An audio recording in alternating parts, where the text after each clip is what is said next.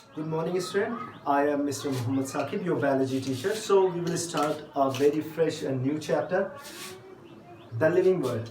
और हम इस चैप्टर से बायोलॉजी को स्टार्ट करेंगे और साल भर हम ऐसे ही इनको पढ़ते चलेंगे और कहीं से भी हमको ना तो थकना है ना तो हारना है, क्योंकि हम ये चैप्टर स्पेशली अगर 11th वाले स्टूडेंट के बारे में हम देखें तो वो पहली बार क्लास 10th के बाद ये 11th में गए हैं, उनको काफ़ी डीप स्टडी करनी पड़ेगी, हर चीज़ को समझना पड़ेगा बायोलॉजी को समझने के लिए, क्योंकि बायोलॉजी इतनी आसान साइंस नहीं है जितना लोग समझते हैं। कुछ लोग समझते हैं कि ये थ्योरी के लिए है, ये सिर्फ थ्योरी है, बट वो एक्चुअली सिर्फ थ्योरी नहीं है। ये एक ऐसी साइंस है जिसमें ढेर सारी रिसर्च है, ये एक ऐसी साइंस है जिसमें ढेर सारा प्रैक्टिकल है, ये एक ऐसी साइंस है जिसमें आपको जो साइंस आपको बहुत इंटरटेन करेगी, ये वो साइंस है जिसमें आपको बहुत ज़्यादा इंटरेस्ट होगा, और ये वो साइंस है जिसे आप इजी नहीं कर सकते, क्योंकि ये गॉड क्रिएटेड साइंस है। ये साइंस वो है जिसमें आप उन चीज़ों की स्टडी करेंगे जिसे नेचर ने बनाया, जिसे गॉड ने बनाया, जिसे अल्लाह ने बनाया। तो इसकी वजह से ये आपके लिए आसान साइंस नहीं होने जा रहा है। आप यहाँ पे गॉड के क्रिएट किए गए सीक्रेट को रिवील करने जा रहे हैं, तो ये समझ लीजिए कि ये कितने कठिन साइंस की आप स्टडी करने जा रहे हैं। तो आप मेरे साथ इन सारी चीज़ों को जो मैं पढ़ा रहा हूँ आप उनको डिटेल में स्टडी करें। नहीं समझ में आए आप मुझसे बात करें, आप मुझसे चीज़ों को समझने की कोशिश करें, और आई होप कि आपको कोई प्रॉब्लम नहीं होगी इन फ्यूचर। अगर कोई प्रॉब्लम हो बिल्कुल आप मुझसे कांटेक्ट करें, मैं उनको अपने तरीके से सॉल्व करने की कोशिश करूँगा। तो कोई ऐसी आप पे कोई चीज़ नहीं है जिसे सॉल्व ना किया जा सके। चलो तो हम स्टार्ट करते हैं एक इंट्रोडक्शन। ये एक इंट्रोडक्शन पार्ट है आपके बायोलॉजी के लिए, biology and the living world के लिए। तो ये एक इंट्रोडक्शन है, दिस इज द इंट्रोडक्शन। तो ये लेक्चर सिर्फ एक इंट्रोडक्शन है बायोलॉजी के लिए प्लस द लिविंग वर्ल्ड के लिए। हमें समझना पड़ेगा आखिर हम इसकी स्टडी क्यों कर रहे हैं। तो पहले हम शुरुआत करते हैं बायोलॉजी से। तो एक वर्ड दिया गया है यहाँ पे, बायोलॉजी। ओके, बड़ा इंपॉर्टेंट, दो वर्ड से बना हुआ है। डिवाइड करते थे, बायो लोगस, बायो एंड लोगस। अब ये बायो मीन्स क्या होता है, लोगस मीन्स क्या होता है। बायो मीन्स आपको मालूम है, आपने बचपन से पढ़ते हुए आए, बायो मीन्स लाइफ होता है, लोगस मीन्स स्टडी होता है। बड़ा एंशिएंट लैंग्वेज है ग्रीक, उनसे ये सारी चीज़ें ली गई हैं। और ये इसलिए क्योंकि वो पुराने जितने भी फिलोसफर थे उन्होंने उसी लैंग्वेज का यूज़ किया, तो वो जो उनकी टर्मिनोलॉजी है आज भी एग्जिस्ट कर रही है। तो एक समझ लो कि ये ट्रिब्यूट है उनके लिए, एक यूज़ किया जा रहा है ताकि वो इनको कंटिन्यू कर सकें, ये उस लैंग्वेज को, उनकी चीज़ों को कंटिन्यू हम कर सकें। एरिस्टोटल, थियोफ्रस्टस, सारे लोग उसी से थे। ओके, तो ये बायोलॉजी के बारे में हो गया। तो आसानी से आप इसे डिफाइन कर सकते हैं। You can easily define this biology. This is the study of life. This is the branch of science which deals with the study of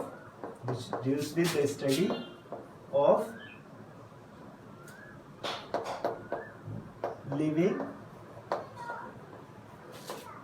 organism। तो ये वो साइंस की ब्रांच है जिसमें हम लिविंग ऑर्गेनिज्म की स्टडी करेंगे, चाहे वो प्लांट हो, चाहे एनिमल हो, चाहे डिफरेंट काइंड के अदर एनिमल हो, प्लांट्स और एनिमल को छोड़कर। चलिए, अब ये तो समझ में आ गया। अब देखते हैं कि इसमें फादर ऑफ बायोलॉजी कौन है।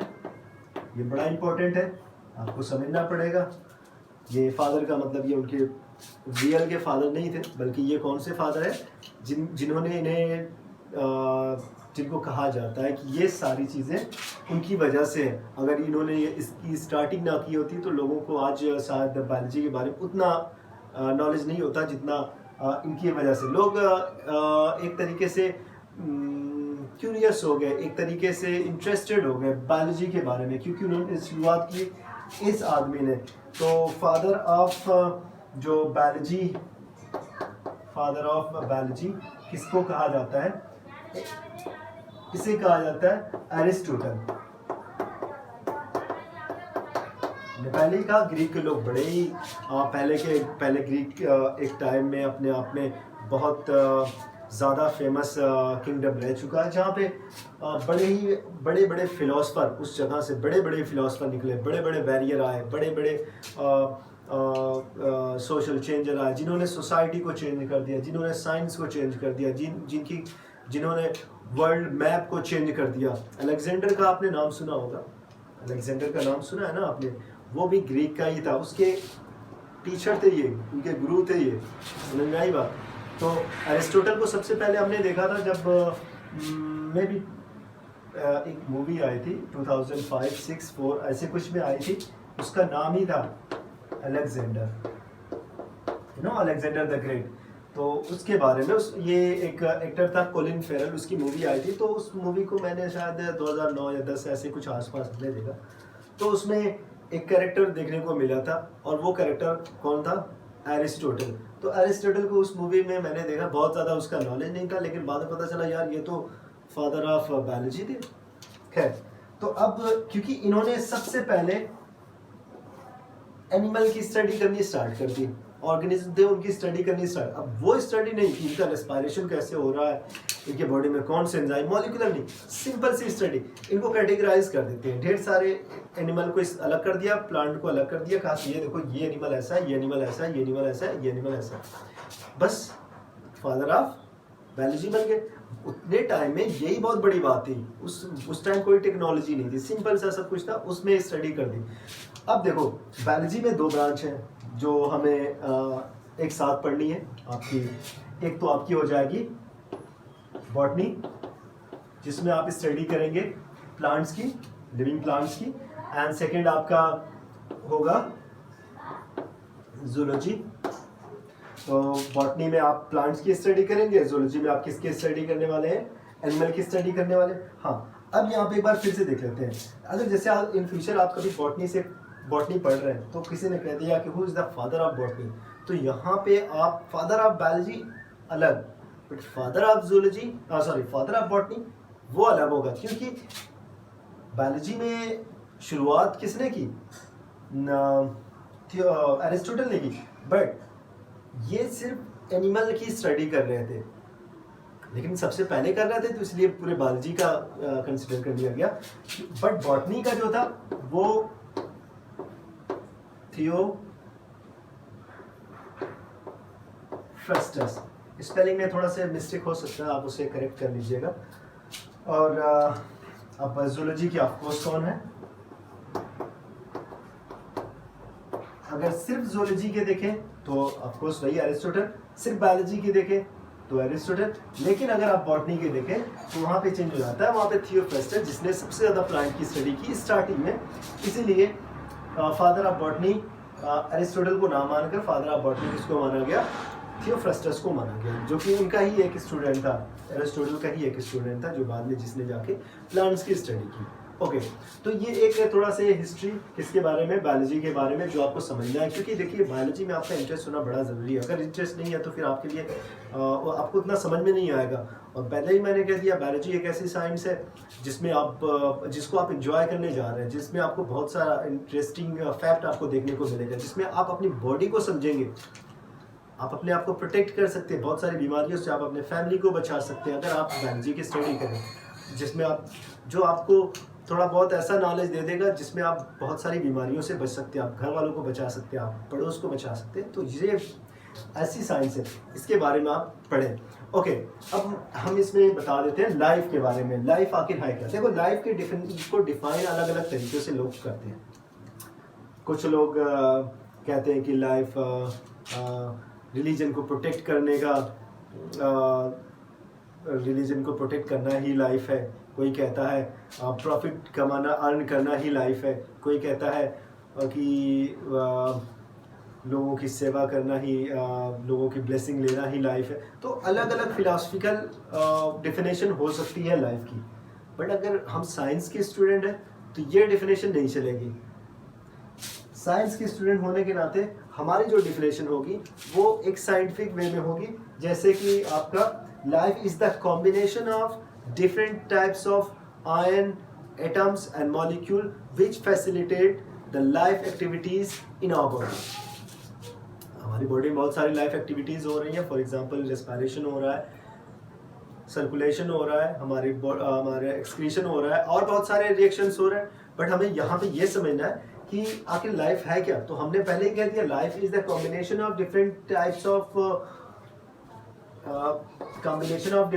Of ions, atoms and molecule which facilitate life activities, कैसे डिफाइन किया लाइफ को? आपने डिफाइन किया कि life is the combination of ions, atoms and molecules which facilitate the life activities in our body। हमारी body के अंदर ये आयंस, ये केमिकल सारे मिलके हमारी लाइफ एक्टिविटीज को क्या कर रहे हैं? फैसिलिटेट कर रहे हैं। इसी को हमने लाइफ कहा। तो लाइफ इन सारी चीज़ों का कॉम्बिनेशन है, इन सारे केमिकल का कॉम्बिनेशन है। तो लाइफ को अभी तक क्रिएट नहीं किया जा सका। लाइफ उसकी स्टडी लोग करते आ रहे हैं, बहुत डेप्थ में जाके उसके डीप नॉलेज ले रहे हैं, बट कहीं ना कहीं कोई ना कोई लिंक ज़रूर छूट जा रहा है जिससे वो लाइफ को क्रिएट नहीं कर पा रहे हैं। हम आगे इसके बारे में बात करेंगे कि लाइफ के बारे में और बहुत सारे सीक्रेट हैं जिनके पूरी कंप्लीट स्टडी करना काफ़ी मुश्किल है। अभी इतना समझते हैं कि आखिर ये लाइफ जिसकी हम स्टडी कर रहे हैं ये एग्जिस्ट कहाँ पे करती है। तो ये लाइफ एग्जिस्ट करती है प्रोटोप्लाज्म में। कहाँ पे? प्रोटोप्लाज्म। अब ये प्रोटोप्लाज्म क्या है? तो आपने अगर सेल को देखा होगा, अगर आपको याद होगा, सेल की आपने स्टडी की होगी, तो सेल जो होती है प्लांट सेल, एक एनिमल सेल, अगर आपने प्लांट सेल में देखा होगा तो प्लांट सेल में अगर सेल वॉल होती है और उसके बाद उसके अंदर आपका सेल मेम्ब्रेन होती है, बीच में आपका न्यूक्लियस होता है। अगर हम इस सेल वॉल को हटा दें, नॉट सेल मेम्ब्रेन, अगर हम किसको हटा दें, अगर हम इस सेल वॉल को हटा दें, सेल मेम्ब्रेन को, सेल वॉल को हम हटा दें, तो हमारे पास क्या रह जाता है? Living content. Because plant cell was cell wall was non living part of the cell. तो सेल वॉल जो है नॉन लिविंग पार्ट था, किसका? सेल का पार्ट। नॉन लिविंग पार्ट क्या था? Cell wall. लेकिन अब बचा क्या? हमने सेल वॉल को हटा दिया, अब बचा क्या उसमें? Living part. That living part is known as protoplasm. तो प्रोटोप्लाज्म क्या है? एक साइंटिस्ट थे, Julius Huxley,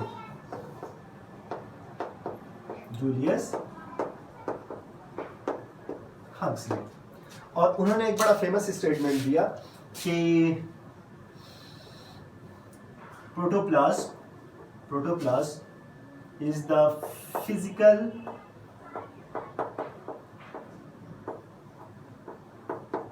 basis of life। Means सबसे फिजिकल बेसिस चीज क्या है, सबसे बेसिक चीज क्या है एक लाइफ के लिए? प्रोटोप्लाज्म का होना। क्यों प्रोटोप्लाज्म का होना? हम जब उसकी कैरेक्टरिस्टिक पढ़ेंगे तो हम समझेंगे क्यों कहा जाता है कि protoplasm is the physical basis of life. Because अगर प्रोटोप्लाज्म नहीं होगा तो उसके अंदर कोई मेटाबॉलिक एक्टिविटी नहीं होगी उस ऑर्गेनिज्म के अंदर। तो सबसे इंपॉर्टेंट चीज आपको ये समझना है कि ये जो प्रोटोप्लाज्म आपको दिख रहा है, ये प्रोटोप्लाज्म बहुत इंपॉर्टेंट है, क्योंकि वो सारी लाइफ एक्टिविटीज, वो सारी मेटाबॉलिक एक्टिविटीज, वो सारे metabolic reaction, anabolic reaction, catabolic reaction, सब कहाँ पे होने वाले हैं? इस प्रोटोप्लाज्म के अंदर होने वाले हैं। अगर ये प्रोटोप्लाज्म एग्जिस्ट नहीं करेगा तो वो लाइफ एक्टिविटीज भी एग्जिस्ट नहीं करेंगे। तो यहाँ तक तो आपको आई होप कि समझ में आ गया होगा, आपको समझ में कि प्रोटोप्लाज्म क्यों इंपॉर्टेंट है। ये स्टेटमेंट आप याद रखें, Julius Huxley, physical basis of life. What is the physical basis of life? Protoplasm is the physical basis of life. तो ये चीज़ अगर आपको समझ में आ गई तो थोड़ा से हम इसको रिकॉल करते हैं, फिर नेक्स्ट लेक्चर में हम इसको समझेंगे। तो ये एक इंट्रोडक्शन वाला पार्ट जो हमने बायोलॉजी का इंट्रोडक्शन और अब इस चैप्टर को इंट्रोड्यूस करा है, क्योंकि हम उन्हीं सारे लिविंग वर्ल्ड की, लिविंग ऑर्गेनिज्म की स्टडी करेंगे इस चैप्टर में। आखिर लाइफ, वो स्पेशल क्रिएशन क्या है, वो गॉड ने जिस स्पेशल क्रिएशन को बनाया, उस लाइफ को बनाया, वो है क्या, हम उसी को यहाँ पे पढ़ने की कोशिश कर रहे हैं। ओके, तो चैप्टर फर्स्ट में आपका जो दिया गया है, हमने इंट्रोडक्शन बताया, बायोलॉजी क्या है, बायो एंड लोगस वर्ड से बना हुआ है, लाइफ हो गया, बायो मीन्स और लोगस हो गया स्टडी। तो उसके बाद लाइफ को हमने डिफाइन किया यहाँ पे। लाइफ क्या है, तो life is the combination of ion atom and molecule which facilitate the life activities. And father of biology कौन है, फादर ऑफ बॉटनी कौन है, फादर ऑफ जूलॉजी कौन है, इसके बारे में हमने बात की। और जूलियस हक्सले के बारे में बात की, जिन्होंने एक इस बड़ी बहुत ही इंपॉर्टेंट स्टेटमेंट दिया, जो क्या था कि protoplasm is the physical basis of life. If there is no protoplasm there will be no metabolic reaction gonna be taking place, and in the case of no metabolic reactions, you know, life cannot be possible. So you should know about all these things what I have written over here, and then we will talk about further, because there are characteristics, some characteristics of living organisms are given in this chapter in further. तो हम उन सारे characteristics के बारे में पढ़ेंगे जो living organisms के बारे में है, तो हम उनके बारे में पढ़ेंगे। फॉर एग्जांपल जैसे अगर मैं आपको बता दूं, जैसे कुछ कैरेक्टरिस्टिक यहाँ पे मैं लिख दे रहा हूँ, जिनके बारे में जो आपके एनसीईआरटी में दिया गया है, 4-5 कैरेक्टरिस्टिक। उसके अलावा भी मैं आपको उन बियॉन्ड द एनसीईआरटी भी जाके कुछ कैरेक्टरिस्टिक्स को देखेंगे, क्योंकि सिर्फ हम क्लास 11 में पास करने के लिए, 12th में पास करने के लिए एग्ज़ाम नहीं दे रहे हैं। आई होप कि we will do very good in NEET and AIIMS exam. तो हमारा जो टारगेट है वो सिर्फ इस एग्ज़ाम से या फिर किसी टेस्ट से ज़्यादा बढ़कर है। हमारी जो प्लानिंग है इन फ्यूचर हम बहुत बड़ा करने वाले हैं, तो मेरे स्टूडेंट बिल्कुल यही करेंगे। तो इसमें सबसे पहला आपका होगा growth and development, growth and development. Second, इसमें आपका क्या होगा, body organisation, body organisation. Third इसमें क्या होगा, थर्ड इसमें आपका हम रिप्रोडक्शन को पढ़ेंगे। नंबर 4 इसमें हम मेटाबॉलिक एक्टिविटीज को पढ़ेंगे, मेटाबॉलिज्म, जिसको हम मेटाबॉलिज्म कहते हैं, मेटाबॉलिज्म को पढ़ेंगे। और नंबर 5 हम यहाँ पे कॉन्शियसनेस, स्टिमुलस एंड रिस्पॉन्स को पढ़ेंगे। ये सारे कैरेक्टरिस्टिक जो आपकी एनसीईआरटी बुक में दी गई, हम नेक्स्ट वाले जो फर्दर लेक्चर्स होंगे हम इनमें इन सारी चीज़ों को समझने की कोशिश करेंगे। और अगर कहीं पे बच्चों को ना समझ में आए, मेरे स्टूडेंट को ना समझ में आए, बिल्कुल वो मुझसे क्वेश्चन करें कि सर यहाँ पे क्या है। मैं भी कभी मैं भी गलती कर देता हूँ, तो आपकी भी जिम्मेदारी है थोड़ा सा कि सर यहाँ पे आपने ये वाला मिस्टेक कर दिया, स्पेलिंग में मिस्टेक है यहाँ पे, तो आप उसे समझ लें। और अगर कोई बड़ी मिस्टेक हो गई है तो आप इसे मुझे बता दें, नेक्स्ट टाइम मैं उसको उस मिस्टेक को करने से बचने की कोशिश करूँगा। ओके, तो आपका उसमें मेरा जो चैनल जो है उसको आप उस चैनल को आप सब्सक्राइब करें। लास्ट में यही रिक्वेस्ट करूँगा कि उस चैनल को आप सब्सक्राइब करें, वीडियोस को लाइक करें और शेयर करें, ताकि ज़्यादा से ज़्यादा लोगों तक ये चीज़ पहुँच जाए।